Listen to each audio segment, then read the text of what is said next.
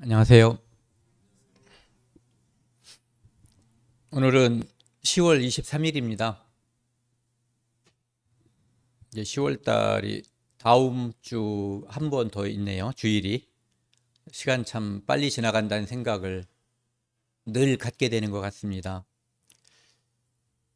오늘은 내가 주를 보았다 라는 주제로 하나님 말씀을 함께 상고하고자 합니다. 주님을 보신 분 계세요? 네. 봤다고 하는 것은 꼭 우리 눈으로 이 시각을 통해서 본 것만이 본 게 아니거든요. 예.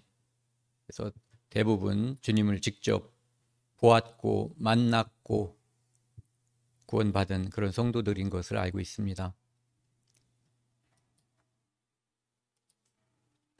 오늘 함께 나눌 주제 말씀은 요한복음 20장 18절 말씀입니다. 이제 소제목으로 부활의 증인 이렇게 붙여봤는데요. 함께 읽겠습니다. 막달라 마리아가 가서 제자들에게 내가 주를 보았다 하고 또 주께서 자기에게 이렇게 말씀하셨다 이르니라. 함께 기도하시겠습니다. 내가 곧 길이요 진리요 생명이라고 말씀하신 하나님 아버지 감사합니다. 오늘 성경 말씀을 통해서 부활하신 예수님을 우리가 직접 보았고 만났고 맛본 그것을 함께 나누고자 합니다. 저희는 어리석어서 저희가 믿고 있는 생각과 우리가 보고 있는 눈으로 듣고 있는 귀로 하나님을 직접 알 수 없습니다. 오직 하나님께서 저희를 불쌍히 여기주셔서 우리를 위해서 성령을 보내주시고 성령께서 말씀을 깨닫게 해주심 그것을 통해서 우리는 예수 그리스도를 직접 볼 수 있게 되었습니다. 감사드립니다. 오늘 하나님의 말씀을 함께 상고하는 이 시간에 처음부터 끝까지 함께 해주셔서 저희의 어리석음이 나타나지 않고 오직 하나님의 뜻이 나타날 수 있도록 도와주시고 인도하여 주옵소서. 이 모든 말씀 우리를 사랑하시는 예수 그리스도 이름으로 감사하며 기도드렸습니다. 아멘. 오늘은 이제 요한복음에 나와 있는 표적, 그 표적 중에서 가장 중요한 표적이 예수님께서 부활하신 표적이거든요. 그래서 이제 부활의 증인이라고 소제목을 붙였지만은 여기 나와 있는 이 막달라 마리아가 예수님의 무덤에 이제 간 거예요. 요한복음 20장 처음에 보면은 안식 후 첫날, 그러니까 예수님께서 살아계실 때 말씀하신 내가 부활할 거다라고 다시 살아날 거라고 약속하신 바로 그날이 되는 거죠. 그러니까 오늘날로 따지면은 금요일 날 돌아가셨고 토요일 날이 지나고 일요일 날 안식 후 첫날이 이제 일요일이거든요. 오늘날 요일로 따지면은. 그래서 그날 새벽에 이제 마리아가 예수 그리스도가 이제 장사된 그 무덤에 간 거예요. 근데 거기 갔더니 뜻밖의 원래는 사람들이 그 시신을 이렇게 가져가지 못하게 하는 것보다도 동물들이나 이런 것들이 들어가지 못하게끔 큰 돌로다가, 그러니까 혼자 아니면 소수의 사람들이 움직이지 못할 정도의 큰 돌로 무덤을 이렇게 막아놓는 그러한 풍습이 있는 거예요. 특별히 예수님의 무덤은 이제 사람들이 그 시신을 훔쳐갈 거다라고 생각을 해서 더 큰 돌로 막았을 가능성도 있고, 그리고 거기에 군사들이 지키고 있었어요. 그런데 아침에 와봤더니 이미 무덤이 이렇게 있으면 그걸 가리고 있었던 큰 돌이 옮겨져 있는 거예요. 예수님은 부활하실 때 그 돌이 옮겨져 있지 않아도 부활할 수 있죠. 그냥 나오실 수 있는 분이에요. 어떤 공간이나 시간이 예수님의 움직임에 지장을 주지 못해요. 그런데 돌을 이제 천사를 시켜서 이렇게 움직여 놓으셨겠죠. 그렇게 하신 이유는 사람이 들어가서 그것을 보고 부활하신 예수님을 증거할 수 있게끔. 그래서 그 안에 원칙적으로는 누군가가 죽어서 3일째 가서 무덤을 열었다면 그곳에는 시신이 누워 있어야지 되는 거예요. 이제 유대인들의 습성대로 하면, 풍속대로 한다면 세마포에 쌓여 있는 예전에 나사로처럼, 그렇게 죽은 나사로처럼 세마포에 쌓여 있는 예수님이 이렇게 가로 누워서 그곳에 있어야 되는 거죠. 그런데 그곳에 빈 무덤, 세마포가 있고 머리를 따로 쌌던 그 수건은 한쪽에 있고, 예전에 우리가 혹시 영화를 보신 분도 계실 거예요. 예수님께서 이 땅에 오실 때 성도들이 갑자기 변화해서 사라질 때 자기가 입고 있었던 모든 옷을 그대로 두고 몸만 빠져나가서 변화돼서 사라져버리거든요. 그러니까 예수님도 부활하실 때 그렇게 됐을 거란 말이에요. 지금까지 예수님은 인간과 똑같은 몸을 가지고 계셨거든요. 죽을 때까지. 그런데 부활하셨을 때의 예수님은 우리가 상상하는 그 몸으로 변화된 거예요. 시간과 공간을 초월해서 아무 곳에나 생각대로 움직이실 수 있는 그 몸으로 바뀐 거거든요. 그러니까 걸친 게 아니라 돌아가셨을 때 이렇게 감아놓았던, 덮어놓았던 그 세마포, 우리로 따지면 수의죠, 수의. 그것이 그대로 남아있고 몸만 싹 빠져나간 상태란 말이에요. 그러니까 누가 가서 들어봐도 부활하셨구나 하는 것을 알 수가 있는 거죠. 그래서 예수님께서 빠져나간 상태를 이제 막달라 마리아가 보고 제자들에게 알렸더니 제자 중에 2사람이 마구 달려간 거예요. 이제 거기서 이름을 밝히지 않았지만 요한과 베드로가 달려간 거죠. 요한이 먼저 도착했지만 들어가지 못하고 있는데 베드로는 그냥 확 들어가 버린 거예요. 들어가서 보니까 정말 그 자리에 시신이 놓여 있어야 될 자리에 아무것도 있지 않은 거예요. 그래서 그 사람들은 이제 나와서 집으로 돌아간 거죠. 하지만 그때까지 빈 무덤을 바라보고도 그들은 예수님이 부활했다는 생각을 갖지 못했어요. 다만 무덤이 비었다, 무슨 변고가 생겼다 하는 정도만 알게 된 거죠. 근데 그 후에 막달라 마리아에게 예수님께서 나타나신 거예요. 예수님께서 나타나셔서 마리아에게 보여주신 거죠. 그러면서 이제 예전에 내가 살아나면 갈릴리로다가 갈 거다, 그것을 이제 상기시켜주고 그곳에서 내가 갈 것이다라고 이제 다른 사람들에게 전하라고 말씀을 하신 거죠. 그래서 내가 주를 보았다. 이 주를 보았다고 하는 것은 부활하신 예수님을 만난 거예요. 예를 들어서 좀 전에 말씀드렸던 죽었던 나사로를 살리신 것은 나사로가 살아난 게 아니에요. 예수님께서 나사로를 살리신 거죠. 그러니까 나사로는 스스로 살아난 게 아니에요. 배우가 있는 거죠. 그런데 예수님은 배우가 없어요. 본인이 배우예요. 그래서 예수님이 부활했다고 하는 것, 예수님이 살아났다라고 하는 것은 그분이 하나님의 아들 그리스도 하나님이심을 우리가 인정하는 거가 되는 거예요. 그래서 막달라 마리아는 예수님께서 살아나신 것을 보고 증거한 사람이에요. 그러니까 예수님이 죽었을 때는, 돌아가셨을 때는 사람들이 모든 소망이 다 사라져버리고 절망 상태에 빠지지만 예수님이 부활하신 것을 보고 느끼면 이제는 새로운 소망이 생겨서 그것을 전파하게 되는 거죠. 첫 번째로 전파한 것이 이제 마리아가 전파하게 되는 거죠. 요한복음 20장 7절 9절 말씀을 보면은요, 좀 전에 말씀드린 것처럼 그 제자들이 와서 그걸 쳐다봤는데, 여기 보면은 그때야 무덤에 갔던 다른 제자도 들어가 보고 믿더라. 그러니까 베드로가 먼저 들어가 봤고 요한도 들어가 보고 무덤이 비었다는 것을 믿었다는 거예요. 부활했다는 걸 믿은 것이 아니라, 여기 밑에 글씨 보면은 그들은 성경에 그가 죽은 자 가운데서 다시 살아나야 하리라 하신 말씀, 하신 약속, 예언, 이것을 아직 알지 못하더라. 믿지 않더란 얘기예요. 어쩌면은 기억도 못했을 수도 있어요. 나중에 기억하게 되고 알게 되고 믿게 되는 거죠. 왜냐하면 예수님께서 여러 번 말씀을 반복해서 해주셨기 때문에요. 그리고 예수님께서 말씀하기 전에 이미 구약 성경에 메시아가 죽더라도 그가 부활할 것, 썩지 아니할 것, 그것이 이미 예언이 되어 있죠. 밖에서 보면은 이 무덤은 열려 있었어요. 그러니까 아까 말씀드린 것처럼 뭔가 큰일이 벌어진 거죠. 무덤을 열 일이 없잖아요. 무덤은 닫아놓는 거예요.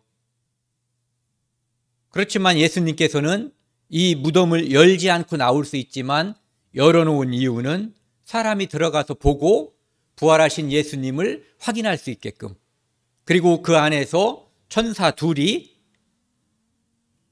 예수님의 부활을 증거하셨죠. 그리고 무덤 안에는 이렇게 세마포가 있었던 거예요. 그러니까 그분이 살아났다라고 하는 것을, 이런 것은 이제 객관적인 증거인데 나중에 보면은 그것을 부정하거나 부인하려고 하는 의도를 가진 사람들이 이제 나타나게 되는 거죠. 이 시편 16편하고 시편 49편에 보면은 내 영혼을 소홀에 버리지 아니하시며 주의 거룩한 자를 멸망시키지 않으실 것임이니라. 그러니까 예수님께서 메시아로 이 땅에 오셔서 죽지만 죽지 않을 것, 다시 부활할 것을 이미 말씀하고 있죠. 시편 49편에서도 내 영혼을 소울의 권세에서 건져내시리이다, 이렇게 이야기하고 있어요. 그러니까 죽음을 이기신 거예요. 아까 제가 찬송가 할 때 힘차게 부르자고 한 이유가, 우리가 살면서 가장 무서워하는 것, 가장 원수가 이 땅에 많이 있다고 치자고요. 우리를 괴롭히거나 우리를 힘들게 하는 원수들. 돈이 없을 땐 돈이 원수예요. 나를 괴롭히는 친척이 있으면 친척이 원수고, 나를 괴롭히는 친구가 있으면 친구가 원수일 수도 있어요. 옆에 나라에서 쳐들어오면 그 사람들이 원수죠. 그런데 그 모든 원수의 가장 근본인 것은 죽음이에요.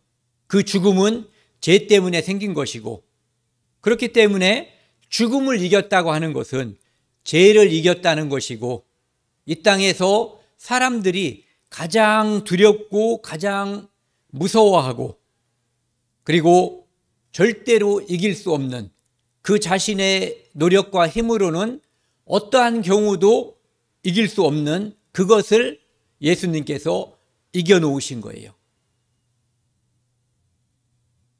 그래서 사람들에게 이제 비로소 에덴 동산에서 아담이 선악과를 먹음으로써 이 땅의 모든 인류에게 주어졌던 그 저주가 이제 풀리게 되는 거죠. 그것은 죄로 인한 저주, 죽음, 그리고 두 번째 죽음인 영원한 심판이 모든 사람들에게 임할 수밖에 없었는데 그것을 이기게 해주신 거예요. 예수님께서 십자가에서 돌아가시고 다시 부활하셨다는 것, 부활해야만 우리도 부활한다는 소망을 가질 수가 있는 거죠. 원래 그분은 죽으실 수 없는 분이에요.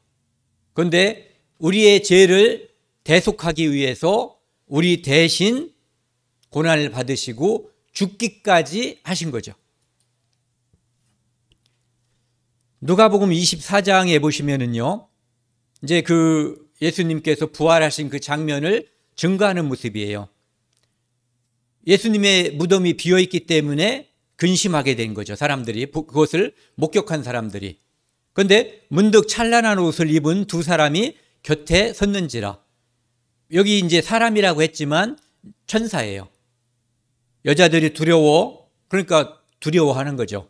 얼굴을 땅에 대니 두 사람이 이르되 어찌하여 살아있는 자를 죽은 자 가운데서 찾느냐.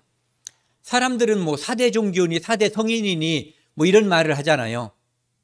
예수님은 4대 성인 중에서 찾으면 안 되는 분이에요. 모든 사람들이 이 땅에 하나님의 정하신 대로 한 번 죽는 것은 정한 것이요. 그래서 이 땅에서 모두 죽게 되지만 예수님은 죽지 않는 분이에요.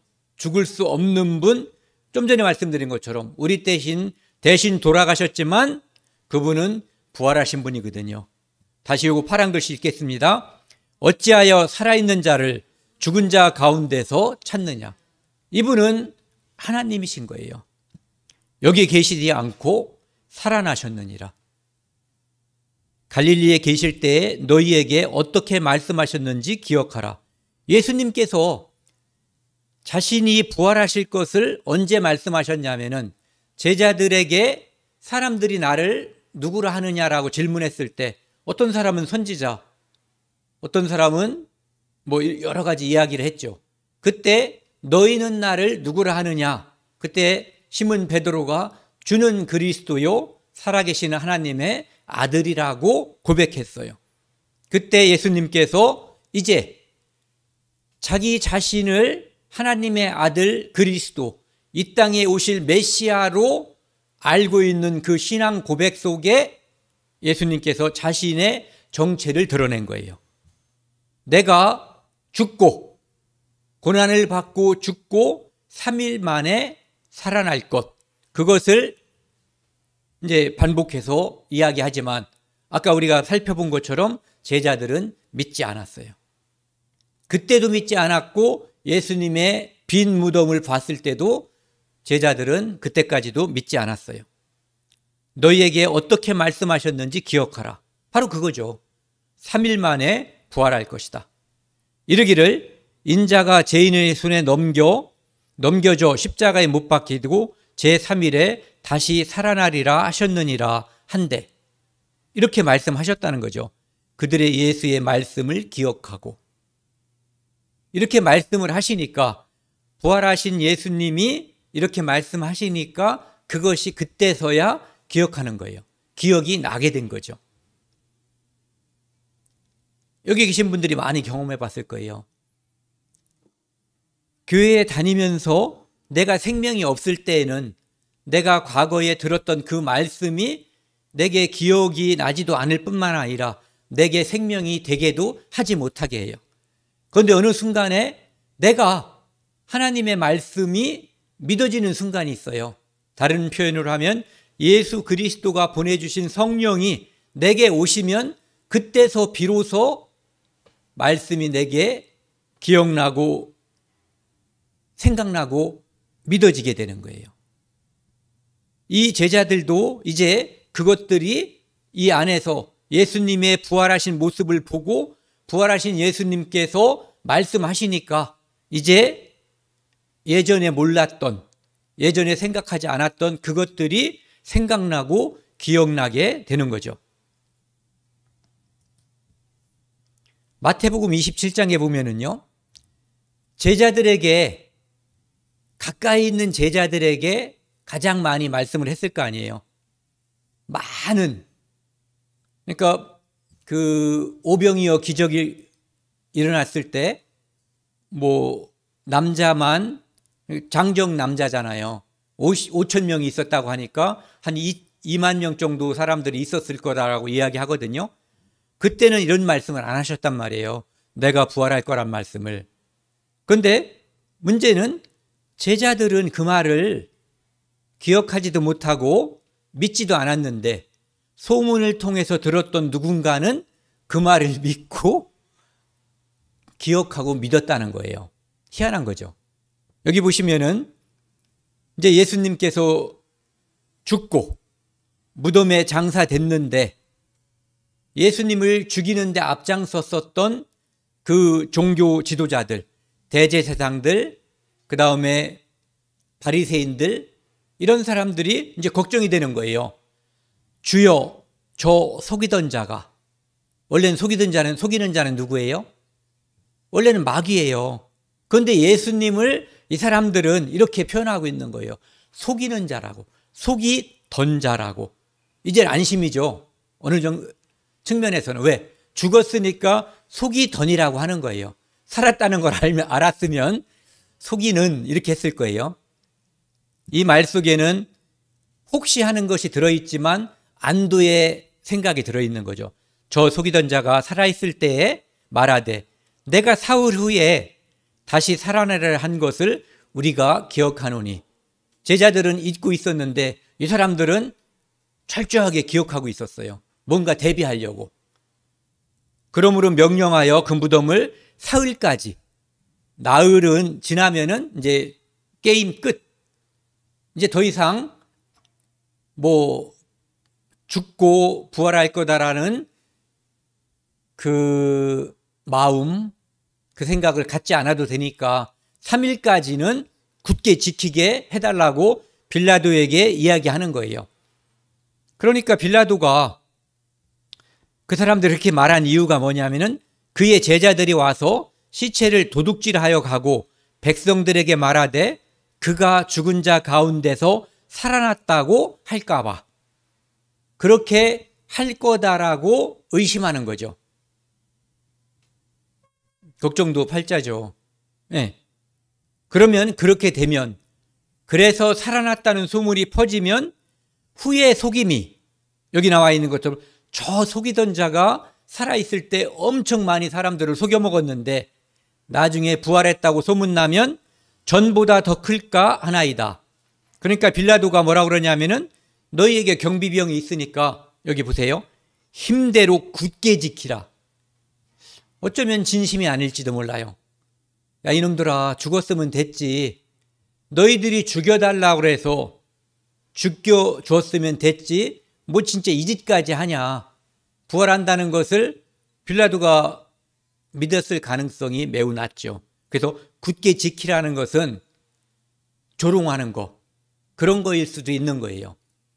그러면서 그들이 경비병과 함께 돌을 인봉하고, 이제는 제사장들이 자기들의 경비병에게 빌라도의 지시를 받고 이제 봉인하는 거죠. 누구도 따고 들어갈 수 없게끔.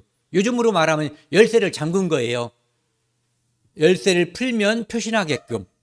그래서 무덤을 굳게 지키니라. 그래서 이때는 믿는 자와 믿지 않는 자가 약간 갈려 있었어요. 믿어야 될 자들은 안 믿었고, 안 믿어서 그리스도임을 부정했던 사람들은 혹시 부활할까 봐, 그래서 문제가 커질까 봐 만반의 준비를 했던 거죠. 근데 그 뒤에 보면은요, 경비병 중에 이제 예수님께서 부활한 것을 보고 부활한 것을 알고, 이 경비병들은 뭐부터 봤겠어요? 천사들이 이 돌을 옮기는 것도 봤을 거 아니에요. 그리고 부활하신 예수님을 직접 봤는지 못 봤는지 모르지만 적어도 이상한 일, 천사가 와서 초자연적인 힘으로 그 큰 바위를 옮기는 것, 그리고 그 안에서 어떤 빛이 나오면서 천사라고 생각할 수 있는 어떤 존재가 나타난 것, 어쩌면 부활하신 예수님도 봤을 수도 있죠. 그래서 여자들은, 부활하신 예수님을 본 여자들은 제자들에게 이야기해 주러 달려갔고, 경비병들은, 이 모든 광경을 본 경비병들은 성에 들어가 모든 된 일을 제사장들에게 알렸어요. 지금 대제사장들이 시켜서 그 자리에 자기들이 경비를 쓰고 있었잖아요. 그 이유는 예수님이 살아났다라고 잘못된 소문을 퍼치게 할까 봐. 그런데 뜻하지 않은 이 사람들이 설마 하니 이걸 기대하진 않았을 거 아니에요. 어쩌면 이 사람들 잤을 수도 있어요. 뭘 그걸 생각하냐고 생각할 수도 있죠. 근데 그랬더니 장로들과 함께 모여 의논하고, 대제사장들과 장로들, 그 사람들이 모여서 의논한 거예요. 그러면서 군인들에게 돈을 많이 주고, 밤중에 제자들이 와서 시체를 도둑질, 훔쳐갔다라고 말해라. 그러면 너희들 책임을 묻지 않을 거다. 누구도 너희들에게 책임을 전가하지 않을 테니까 너희는 그렇게만 말하면 좋죠. 돈도 벌고 책임도 묻지 않고. 그러니까 이 사람들은 좋은 그 제안을 듣고 그렇게 이야기하는 거예요. 그래서 군인들이 돈을 받고 가르친 대로, 이것은 거짓말이잖아요. 근데 거짓말을 하라고 했고 그 안에 대제사장들과 장로들, 이 사람들 안에는 이 마귀의 영이 가득 들어있는 거예요. 그래서 속이는 자를 예수님이라고 했지만 실제적으로는 자기들이 거짓말하는 자고 속이는 자죠. 예. 그래서 이 말이 오늘날까지 유대인 가운데 두루 퍼지니라. 그러니까 마태복음을 기록할 때까지 유대인들 사이에서는 예수님이 제자들이 훔쳐간 거지, 그래놓고 부활했다라고 거짓말을 한 것이지, 무슨 부활은 무슨 부활이야 라고 믿지 않는 자들은 그렇게 소문을 계속 냈고, 믿는 사람들, 예수님을 보고 믿는 사람들은 예수님이 부활했다라고 그 이야기를 전파하게 된 거죠. 그러니까 두 이야기가 사람들 입에 오르내리고 전파된 거예요. 부활과 날조가 이제 전파되게 된 거죠. 날조라는 말이 있어요. 날조. 요 한자로 이제 날짜는 꾸민다는 뜻이에요. 꾸민다는 얘기는 없는 사실을 지어낸다는 얘기죠. 거짓말을 한다는 거예요. 조자는 지을 조, 만들 조예요. 그러니까 사실이 아닌 것을 사실인 것처럼 거짓으로 꾸미는 것. 이것은 대제사장들과 장로들이 군인들에게 돈을 주고 제자들이 예수님의 시신을 훔쳐갔다라고 소문내달라고 말한 그 사실인 거예요. 그것이 그 당시에 유대 사이에 많이 퍼져 있었다는 거예요. 날조된 거죠. 날조된 거짓말인 거예요. 그 다음에 유언비어란 말도 있어요. 흐를 유자, 말씀원, 날비. 요 날비는 보면은 요 밑에 이 충자가 붙어 있는 걸로 봐서 곤충들이 일반적으로 날비에는 이 날개가 달려 있잖아요. 그런데 여기 있는 이 날비는 똑같이 날아가는데 곤충들이 날아가는 그 모습인 것 같아요. 그래서 날비, 말씀어, 아무 근거 없이 널리 퍼진 소문. 네. 근거가 없어요. 부활하셨는데 돈 받고 시신을 훔쳐갔다라고 그 거짓말을 퍼뜨리게 된 거예요. 그래서 부활에 대한 두 시선, 두 사실이 하나는 거짓말, 하나는 진실, 이것이 쭉 퍼져간 거예요. 그런데 이 세상에는 진리를 좋아하는 사람보다 거짓을 믿고 거짓을 좋아하는 사람이 더 많아요. 그렇기 때문에 거짓이 아마 그 사이에 더 많이 퍼졌을 거예요. 지금도 이 땅에 수많은 사람들이 하나님을 믿는다고 하지만 믿지 않는 사람들이 더 많아요. 하나님께서 태초에 천지를 창조하셨다라고 성경에 기록하고 수많은 믿는 자들이 말하고 있지만, 수많은 사람들이 목숨을 걸고 증거하고 있지만 아직도 거짓. 이 세상은 우연히 생겨난 것이고 시간이 오래 지나면서 이렇게 변하고 바뀌었고 앞으로 세상은 점점점 좋아지고 잘 사는 세상이 될 거다라고 거짓말시키고 그 거짓말에 농락당하고 사는 거죠. 그러니까 예수님 당시의 세상과 지금의 세상은 크게 다르지 않다고 볼 수가 있어요.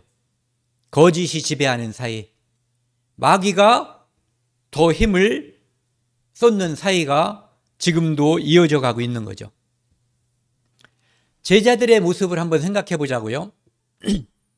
제자들은 이제 그 제자들 중에서 세 제자가 있었어요. 베드로, 야고보, 요한. 이 세 제자를 데리고 특별히 이 세 세 제자들을 데리고 예수님께서 산으로 올라가셨는데 그 산에서 예수님은 확 변해버리신 거예요. 그래서 그 산을, 원래 그 산은 무슨 산 이름이 있을 거예요. 그런데 그 산을 사람들이 변화산이라고 그 후에 이름 지은 거죠. 왜? 우리가 고대하고 기다리는 그 모습, 그렇게 예수님께서 변화하신 거예요. 예수님뿐만 아니라 예수님이 두 사람을 데리고 왔는데 하나는 모세, 하나는 엘리야. 생각해 보자고요. 모세는 죽었다가 살아난 사람의 대표예요. 엘리야는 죽지 않고 변화된 사람의 대표예요. 예수 그리스도는 원래부터 죽을 수 없는 하나님이 변화된 모습으로 보여주신 거예요. 그러니까 예수님께서 공중에 재림할 때 모세처럼 이 땅에서 누워서 잠자던 사람이 모세처럼 부활할 것이고, 예수님께서 오실 때 그 당시에 살아있던 사람 중에 누군가가 부활할 것이고, 또 예수님은 이 땅에 오셨을 때는 우리처럼 때리면 아프고 찢으면 피나고 배고프면 먹어야 되는 육체, 그리고 피를 많이 흘리고 더 흘리면 죽는 육체를 가지셨었어요. 그런데 그분이 부활했을 때는 새로운 육체였거든요. 이미 예수님께서 이 변화산에서 세 제자들에게 부활하는 모습, 변화된 모습을 이미 보여주셨었어요. 그러니까 우리들은, 다른 제자들은 몰라도 적어도 세 제자는 이미 부활한 모습과 변화된 모습을 봤거든요. 그런데도 예수님이 부활했을 때, 빈 무덤을 보았을 때 그들은 그때까지 믿지 않았던 거예요.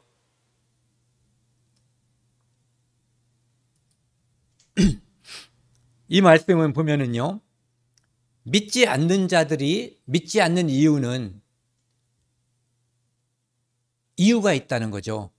뭐냐면은 악한 자 때문에 그런 거예요. 악한 자는 불의의 모든 속임으로 멸망하는 자들에게 있으리니 이는 그들이 진리의 사랑을 받지 아니하여 구원함을 받지 못함이라. 진리보다 진리 아닌 것을, 하나님보다 우상을 더 좋아하면 하나님은 그들에게 하나님의 영을 보내주시지 않는 거예요. 그렇기 때문에 우리가 늘 구하고 찾고 두드려야 되는 거예요. 하나님의 영이 내게 임하기를, 또는 나를 불쌍히 여기시기를. 그래서 그러므로 하나님이 미혹의 역사를 그들에게 보내사 거짓 것을 믿게 하심은, 예수 그리스도의 부활을 혹시 하고 기대했었던 그 기대라고 하는 것은 좋은 의미가 아니죠. 그런 일이 일어나면 안 된다라고 생각한 그 사람들은 속이는 자라고 예수님을 치부했거든요. 그런데 실제로는 그들이 마음속에 사단의 영을 가지고 있었던 사람이에요. 그래서 하나님이 미혹의 역사를, 거짓의 역사를 그들에게 보내사 거짓 것을 믿게 하는 거예요. 12절은 같이 읽겠습니다. 진리를 믿지 않고 불의를 좋아하는 모든 자들로 하여금 심판을 받게 하려 하심이라. 그러니까 그 당시나 지금이나 내가 무엇을 기다리고 무엇을 원하는가에 따라서 하나님은 주시는 거예요. 그렇기 때문에 우리는 심판대 앞에서 유구무원, 입이 있지만 변명할 수가 없는 거예요. 내가 원하고 찾고 기다리던 그것을 하나님께서 주시기 때문에요.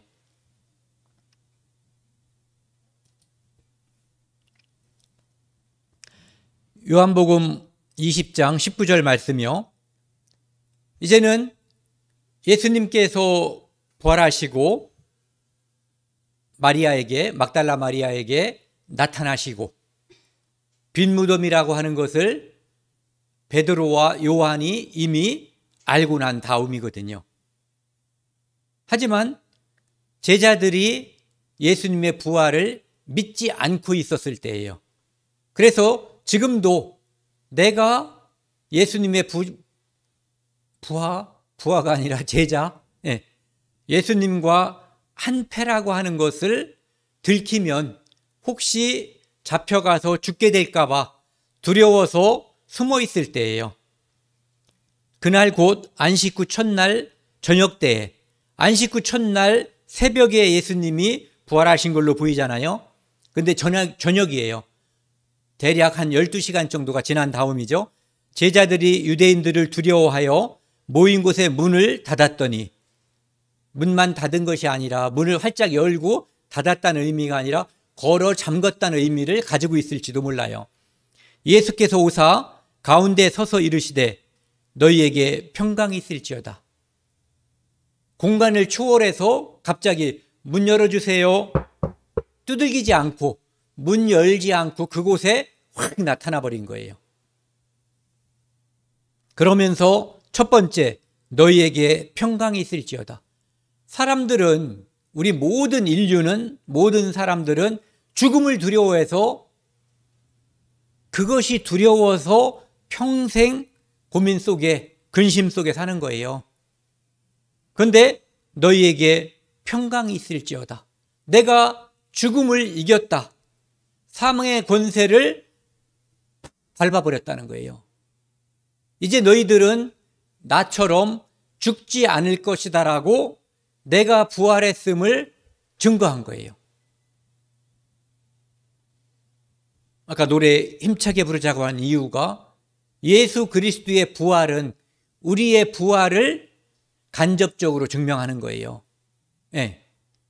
그러면서 아직도 믿지 못하고 있는 두려움에 떠는, 제자들이 두려운 이유는 죽을까 봐예요.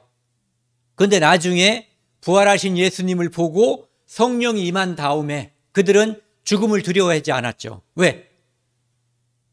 부활이 있다는 것을 믿었기 때문에 그래요. 죽어도 살겠고 무릇 살아서 나를 믿는 자는 영원히 죽지 않는다라고 하는 부활을 진짜로 믿은 거예요. 그래서 예수님의 제자들이 순교하는데 주저함이 없었고 두려움이 없었던 거예요. 역사적으로 몇 명이 순교했는지 몰라요. 수많은 사람들이 순교했거든요. 그것은 그들이 부활을 믿었기 때문이에요. 죽음을 두려워하지 않았기 때문에, 이미 죽음은 예수님의 부활로 극복, 죽음은 끝났다라고 하는 것을 믿었기 때문이에요. 예수께서 이르시되, 다시 한번, 여기요. 이 말씀을 하시고 손과 옆구리를 보이시니, 부활하신 예수님은 원래는 여기에 무슨 못자국이 있고 창자국이 있고 이렇게 살아날 필요가 없는 분이에요. 그런데 그들에게 증거하기 위해서, 그러니까 하나님이 우리를 얼마나 사랑하고 얼마나 배려심이 있는 분인가를 알 수가 있죠.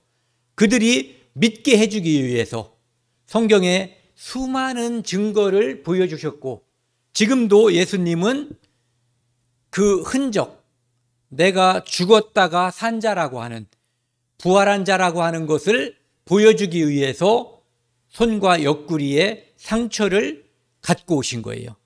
주를 보고 기뻐하더라. 부활하신 예수님이 평강을 주시면 이 평강을 받은 우리는 기쁨의 영광에 휩싸이는 거예요. 그래서 구원받은 사람들이 기쁨 속에 살 수 있는 거예요. 항상 기뻐하라. 이것은 강요가 아니라 이 사실이 우리에게 이루어지면 자동으로 이어지는 일이에요. 예수께서 이르시되 너희에게 평강이 있을지어다. 이제 죽음을 두려워하지 말라는 거예요. 두려워하지 말라고 해서 두려워하지 말게 되는 게 아니라, 그것이 진짜로 믿어지면 두려워하지 않게 되는 거예요. 아버지께서 나를 보내신 것 같이 나도 너희를 보내노라. 그들이 이제 예수 그리스도께서 죽음을 이겼다는 것, 부활하셨다는 것을 증거하러 가게 되는 거예요. 이 말씀을 하시고 그들을 향하여 숨을 내쉬며 이르시되 성령을 받으라. 부활하신 예수님이 믿어지고 성령이 임하면 이제는 모든 것을 극복하고 모든 것을 이기고 죽음을 이기게 되고 그리고 예수님의 부활을 증거하게 되는 거예요. 23절은 같이 읽겠습니다. 너희가 누구의 죄든지 사하면 사하여질 것이요 누구의 죄든지 그대로 두면 그대로 있으리라 하시니라. 부활하신 예수님 우리에게 평강을 주시고 기쁨을 주시고 그리고 우리에게 죄사함을 주신 것처럼 우리가 이제 예수 그리스도의 십자가의 죽음과 부활을 전함으로써 우리가 전하면 하나님께서는 그에게 생명을 주신다는 거예요. 죄사함을 주신다는 거죠. 그래서 우리가 전하면 살게 되는 거고 우리가 전하지 않으면 그대로 죽음을 두려워하는 채로 이 땅에서 살다가 죽고 심판받게 되는 거예요. 그러니까 우리에게 얼마나 큰 사명을 맡겼는지 이제 우리가 알게 된 거죠. 그 다음에요, 예수님께서 좀 전에 나타나셨을 때 그 제자들 중에 디두모라고 하는 도마가 그 자리에 없었던 거예요. 그래서 제자들이 얼마나 환한 얼굴로 이제 두려워하지 않는 얼굴로 힘찬 목소리로 증거했을 거예요. 야, 도마야, 예수님께서 우리 선생님께서 부활하셨다. 그런데 이렇게 얘기한 거죠. 우리가 주를 보았노라. 이것은 시체를 봤다는 얘기가 아닌 거예요. 죽음을 이기신 예수님, 부활하신 예수님을 보았다라고 증거하는 거죠. 벌써 그들은 예수님을 증거하기 시작했어요.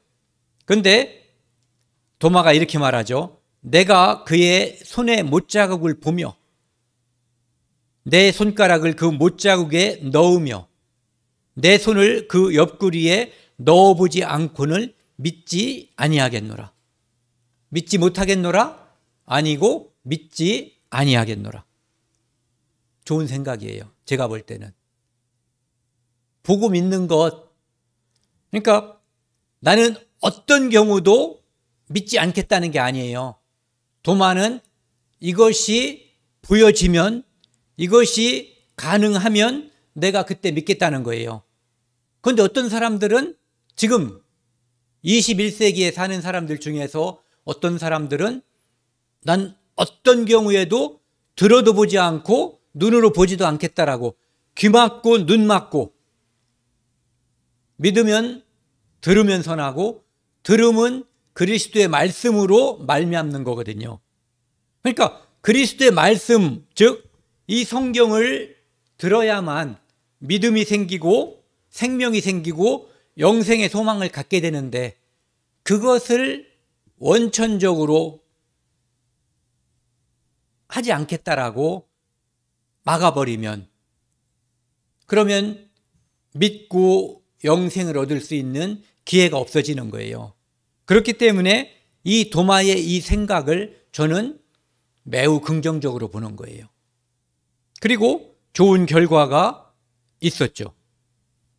8일 후에 도마가 이제 제자들과 함께 있는데 예수님이 그 자리에 다시 오신 거예요. 예수님은 도마가 그때 예수님이 없는 상태에서 계시지 않은 상태에서 도마가 다른 제자들에게 한 말을 예수님은 알고 계시죠. 네.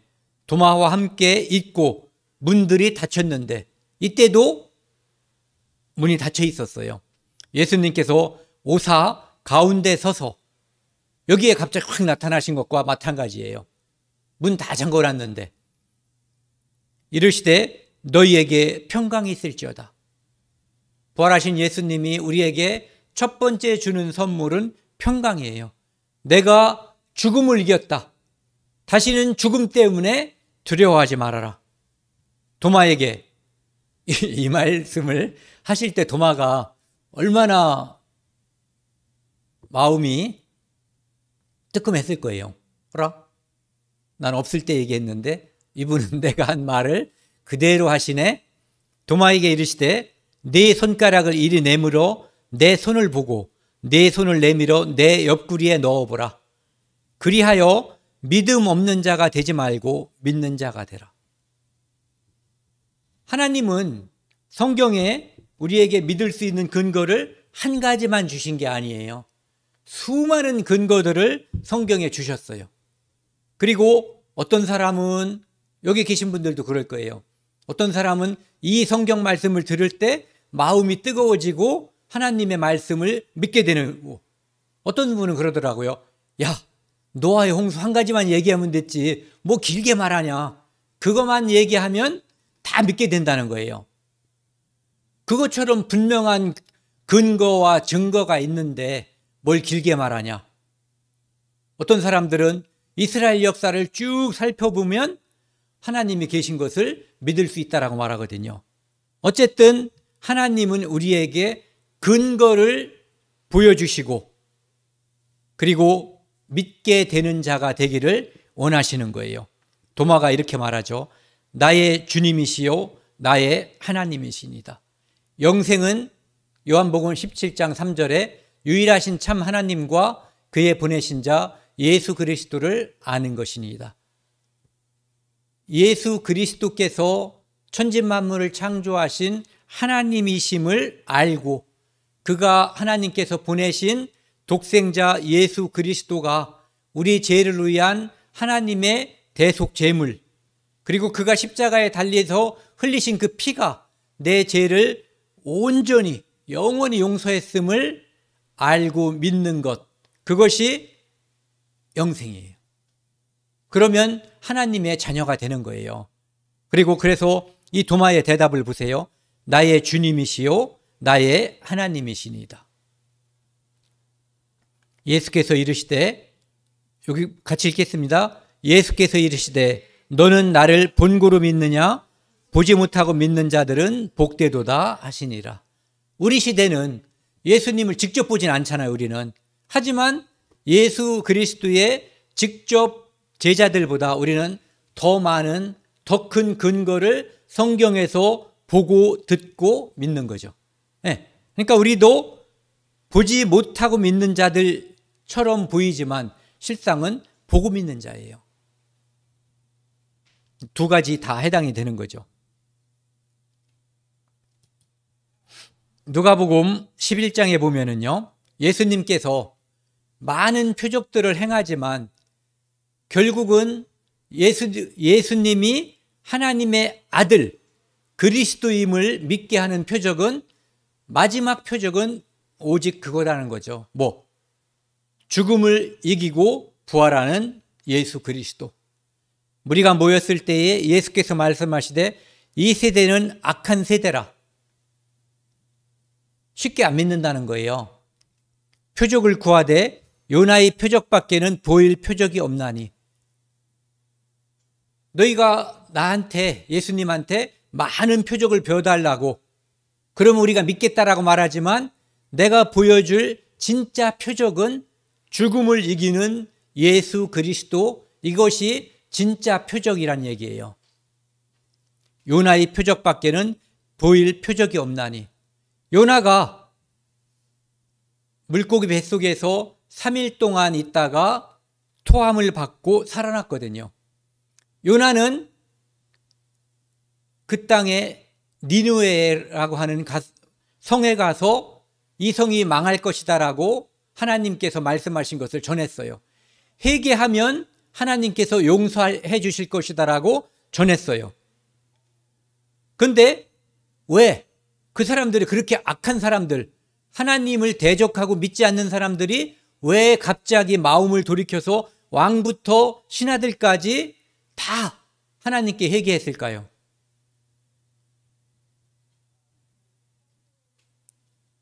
어떤 분명한 감동이 있었던 거예요. 어떤 감동? 요나가 물고기 뱃속에서 있다가 살아났는데 이것을 본 사람이 없으면 그가 물속의 뱃속에서 살아났다고 요나가 우겨도 누가 믿겠어요? 근데 뱃사공들이 있잖아요. 이건 가정이지만 뱃사공들이 요나가 니느웨에 와서 하나님의 심판과 구원을 외칠 때 뱃사공들이 쟤는 하나님이 바다가 파도가 칠 때 우리가 바다에서 배에서 바다에다가 집어 던져서 물고기가 덥석 물었다라고 하는 것을 이야기했다면, 그가 3일 후에 이곳에 나타났다라고 하는 것을 이야기해 줬다면, 그러면 사람들은 그가 하나님께서 보낸 선지자라고 하는 것을 믿었을 거예요. 그렇기 때문에 반드시 하나님의 섭리, 우리가 지금 여기서 버티고 하나님께 대적을 하면 멸망을 하지만 하나님께 용서하심을 바라고 불쌍히 여김을 바라고 하나님께 긍휼을 구하면 우리가 용서받을 수 있다라고 하는 것을 믿고 하나님께 구했을 거예요. 그렇기 때문에 여기 보시면 30절에 요나가 니느웨 사람들에게 표적이 됨과 같이 하나님의 보내신 자라고 하는 거예요. 이는 지가 와서 미친놈처럼 그냥 떠드는 사람이 아니라 우주와 천지 만물을 창조하신 그분이 보낸 선지자라고 하는 것을 믿게 된 거죠. 그래서 예수님도 인자도 이 세대에 그러하리라.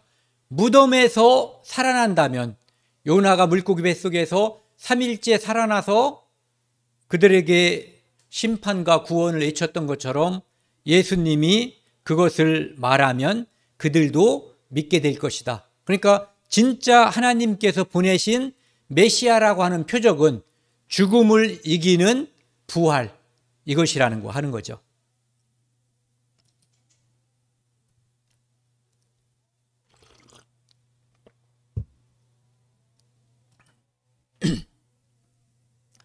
고린도전서에 보면은요, 바울이 부활을 이야기하면서 수많은 사람들이 예수 그리스도의 부활을 직접 보고 증거했다라고 이야기하고 있는 거예요. 예수님의 삶과 죽음과 장사, 부활, 승천, 이것은 역사적인 사실이에요.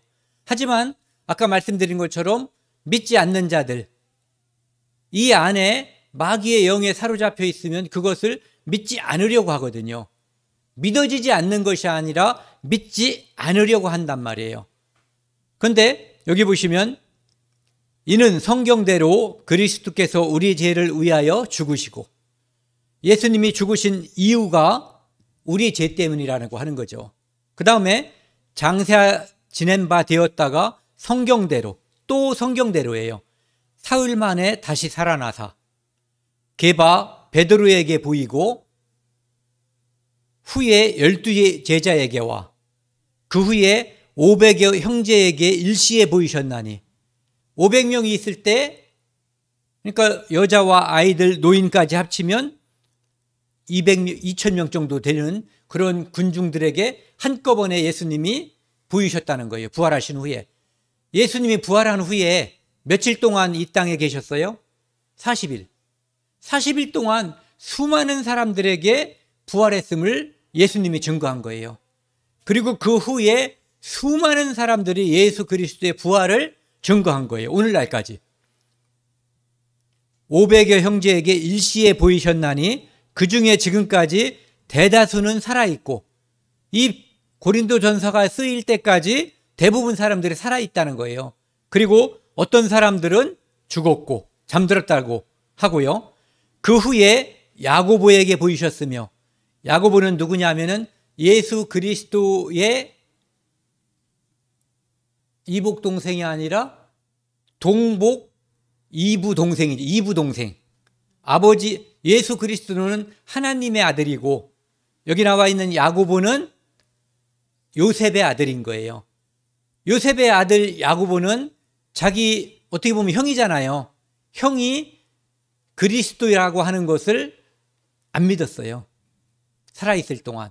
그런데 나중에 부활한 후에 믿게 된 거죠. 그래서 부활한 후에 믿게 된 거예요. 야고보에게 보이셨으며 그 후에 모든 사도에게와, 그러니까 500명 말고도 예수님을 따르던 수많은 사도들에게 직접 예수님의 가르침을 받았던 사람들에게 보여주셨고, 맨 나중에 만삭되지 못하여 난 자 같은 내게도, 즉 바울이 자기 자신을 겸손하게 이야기하는 거예요. 나 같은 모자른 사람에게도 예수님께서도 은혜롭게 직접 나타나서 보여주셨다, 이렇게 말씀하신 거죠. 그러니까 예수 그리스도의 부활은 우리들이 증인이에요. 예수님이 부활하지 않으셨다면 우리가 믿음을 가질 수가 없었어요. 그분이 부활하셔서 그분이 부활했다는 증거는 성령이 우리에게 왔다는 거예요.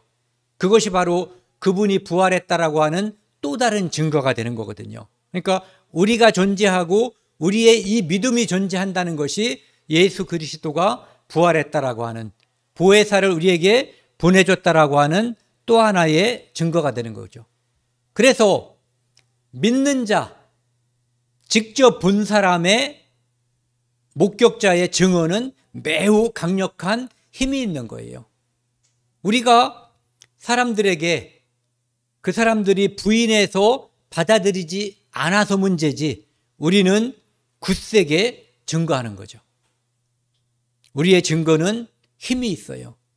믿지 않으려고 하는 사람은 부활하신 예수님을 직접 보고도 안 믿은 사람도 있지만, 마음속에 예수 그리스도의 긍휼하심을 바라는 사람들에게는 이 힘찬 증거, 이 힘찬 증인의 말이 금방 받아들여지는 거예요. 그리고 그래서 우리가 그리스도인이 된 거예요. 그리스도를 믿는 자들이 된 거죠. 예수께서, 같이 읽겠습니다. 30절, 31절이요.